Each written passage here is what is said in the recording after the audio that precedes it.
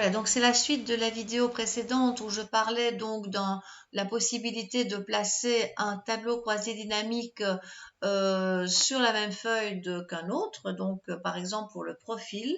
Donc comme j'ai ici la réalisation de mon profil, je vais faire un clac sur cet onglet et l'appeler par exemple profil, ça sera ma feuille de profil, comme j'expliquais dans les autres vidéos. Et par exemple, je pourrais maintenant illustrer une petite question croisée, donc un tableau à double entrée cette fois-ci, par exemple en essayant de se demander, tiens, j'aimerais croiser par exemple le sexe avec le champ de tabac. Donc voir si on fume plus quand on est une femme ou quand on est un homme, par exemple. Votre fichier sera plus intéressant pour croiser et les exemples développés dans les vidéos sur Calc sont beaucoup plus parlants. Donc lisez-les, enfin, allez les écouter même si vous avez Excel parce que c'est vraiment sur le contenu que je travaille. Donc ici, pour illustrer, je vais sur Insertion, tableau croisé dynamique. Et si maintenant je veux faire une nouvelle feuille de calcul, ce qui m'arrange de tout compte fait, je garde bien nouvelle feuille de calcul. Voilà. Alors, je remets le champ ID dans valeur que je mets sur nombre, enfin, il est sur nombre par défaut. Le sexe, je vais mettre en ligne et je vais mettre tabac en colonne, de façon à faire émerger le fait est-ce qu'il y a plus de femmes ou d'hommes qui fument. Alors ça ne me parle pas du tout parce que maintenant il va être temps d'aller mettre des pourcentages. Cette fois-ci, on ne va plus du tout mettre des pourcentages.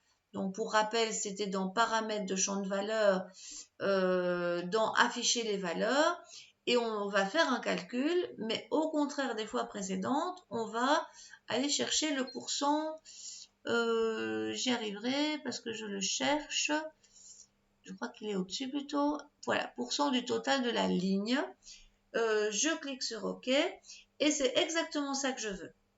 Je veux qu'au bout des femmes, au bout de la ligne femme, j'ai 100%. Au bout de la ligne homme, j'ai 100%. Pour remettre leur pondération, finalement, ne pas biaiser le fait qu'il y aurait peut-être plus de femmes qui répondent à mon questionnaire que d'hommes. Donc, je vais m'assurer que je suis bien dans le tableau avant de cliquer sur graphique croisé dynamique. Et comme pour l'autre cas, je vous conseille, enfin pour les autres vidéos, je vous conseille franchement le bar empilé. Avec le fait qu'on a nous eu 100%, on a pris la précaution d'avoir 100%, donc on est sûr que ça fonctionne très bien. Voilà, donc là j'attends un peu qu'il arrive.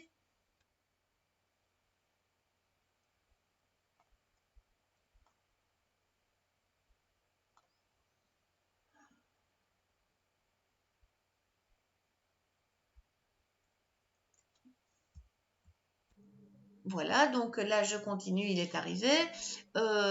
Et donc en fait, par exemple, je pourrais voir, tiens, eh ben, tout compte fait, j'ai beaucoup plus de fumeurs que d'hommes qui apparaissent, qui émergent assez rapidement.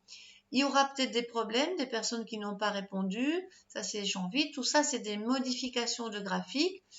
Ça pour rappel, hein, vous faites des claques partout, vous ajoutez des étiquettes ou bien vous allez dans le ruban format ou création.